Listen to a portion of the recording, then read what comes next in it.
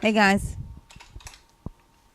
this is going to be a very quick natural makeup look under 15 minutes. Of course, I'm going to start with my Estee Lauder Bronze Foundation, my all-time favorite foundation, using a Morph foundation brush. And I'm starting by kneading this foundation in. I decided to narrate this video after the look was completed because normally I'm not talking when I'm applying my makeup.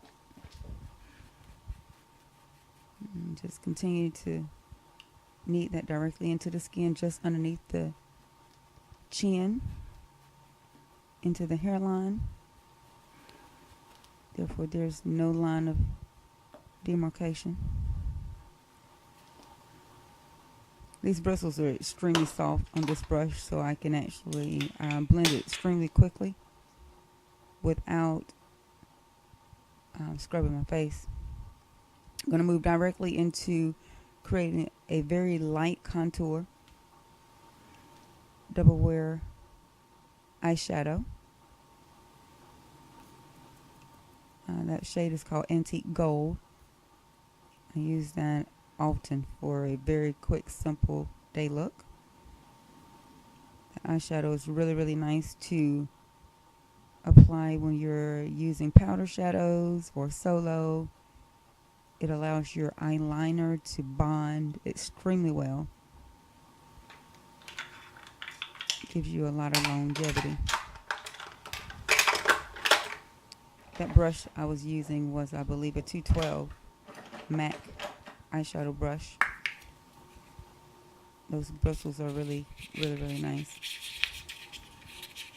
I'm going in right now with a concealer by MAC, using a shade extremely close to the foundation shade, using an Estee Lauder foundation brush number 1. Just blend it in really, really nicely directly all the way up to the eye, just to create a little bit more coverage around that eye area. Just on top of the eyebrows and on the dome of that forehead. It allows any highlight to stick and to be a little bit more apparent. Some days I'm puffier than others. Usually don't suffer from extremely dark circles, but usually the puffiness is my challenge. So I'm blending that concealer all the way down over the lips to take the color out of the lips. Therefore, the color of the lipstick will last longer as well. Going in now with a little bit of a bronzer.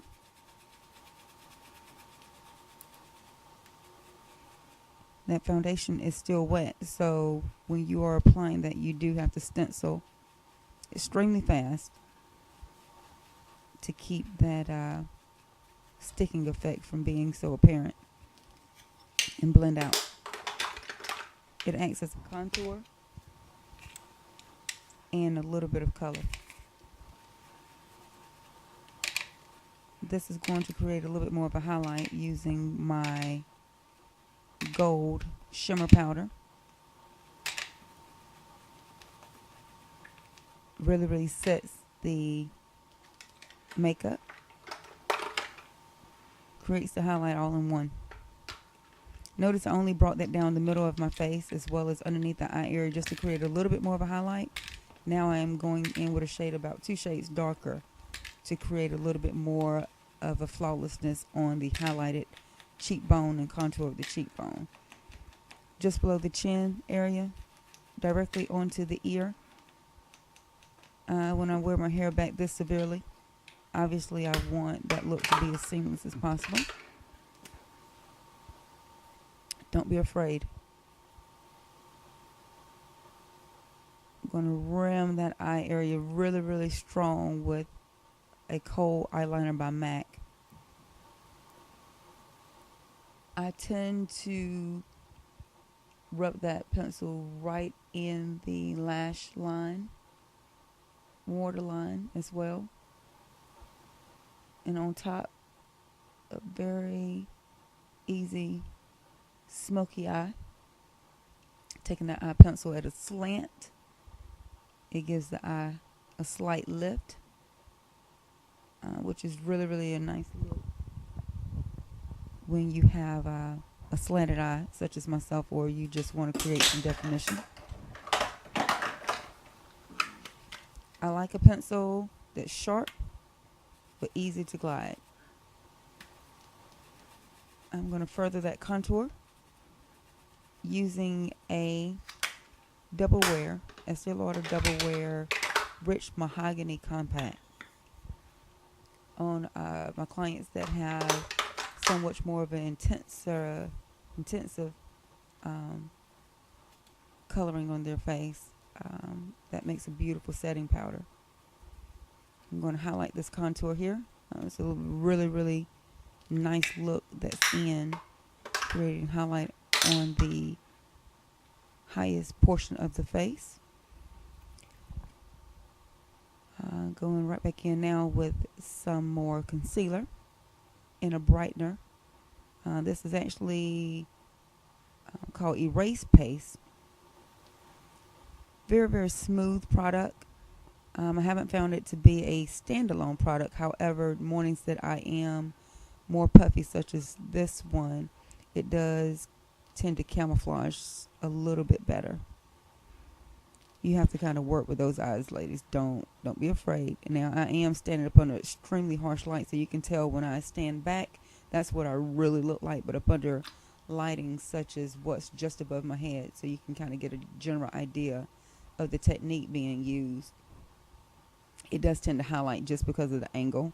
But when I step away from it, I'm not up under a spotlight all day. So therefore that bag does disappear with the technique that I've used here. So I'm working on getting a little bit better of a lighting.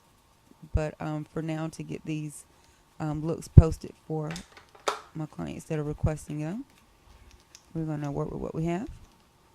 Contour, contour, contour, and blend, blend, blend. It's all in the blend, ladies. All in the blend. Look at that cheekbone.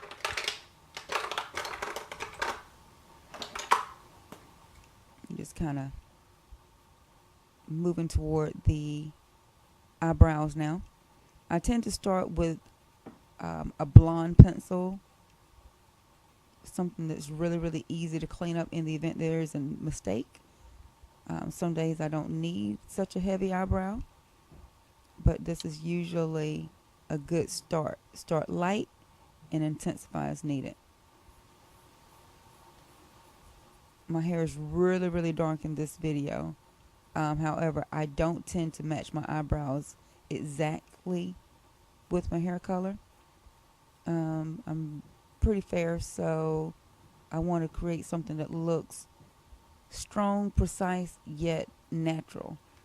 Although I am filling in really, really heavy, you still want to create the look of a somewhat more of a naturally precise brow. See that? Like setting the roof on a house. It just really, really creates a nice cast to the face. And just kind of blend that in with a little bit more of a bronzer. It just creates a nice, smooth flawlessness. Bring it underneath the chin and blend. Oh, this is a good find. Tarte mascara. It was in a grab bag that I picked up from Ulta a few weeks ago, and although I am a Estee Lauder girl, not bad mascara. This is one of those organic mascaras, so figured I would give it a try. Look at that. Stretch out, stretch out, stretch out. I usually don't wear false lashes during the week.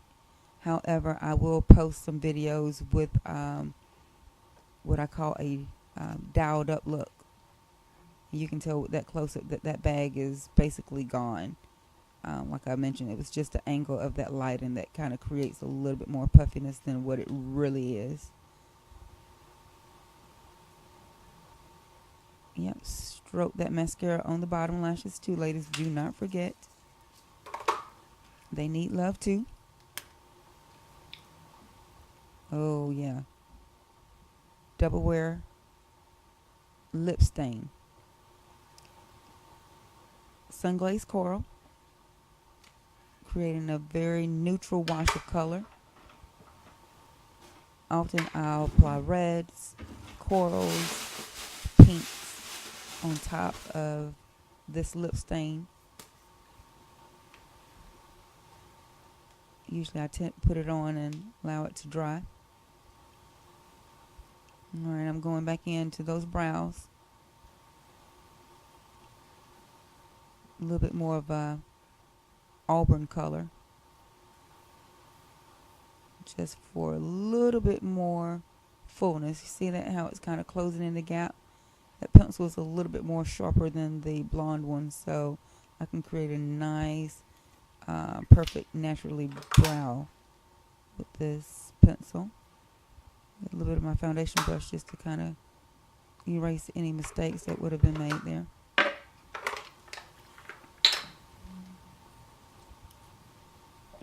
And go right back in with a little bit more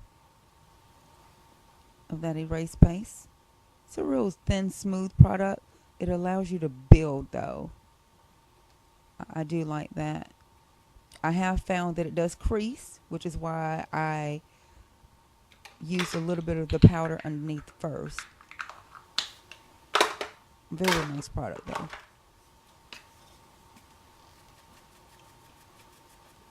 Going in with a little bit more of a highlight powder. What I'm doing with this technique is by putting the highlight just underneath the concealer.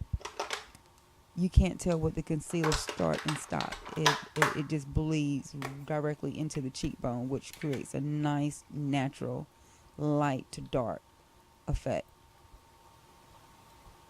I'm starting to finalize this look here, using just a little bit of a pink shimmer Estee Lauder lipstick. It's a long wear lipstick, color yet not obtrusive. And you can tell that look is coming together pretty nicely. You can see that bag has definitely started to minimize. It just depends on what angle that lighting wants to catch. And I have a bristle here that wants to join the party.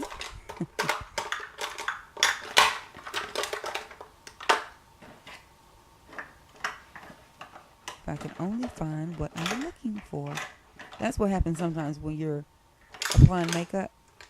As you continue to apply, the look you initially started out with in your head transforms to something else. So sometimes you waste time looking for products.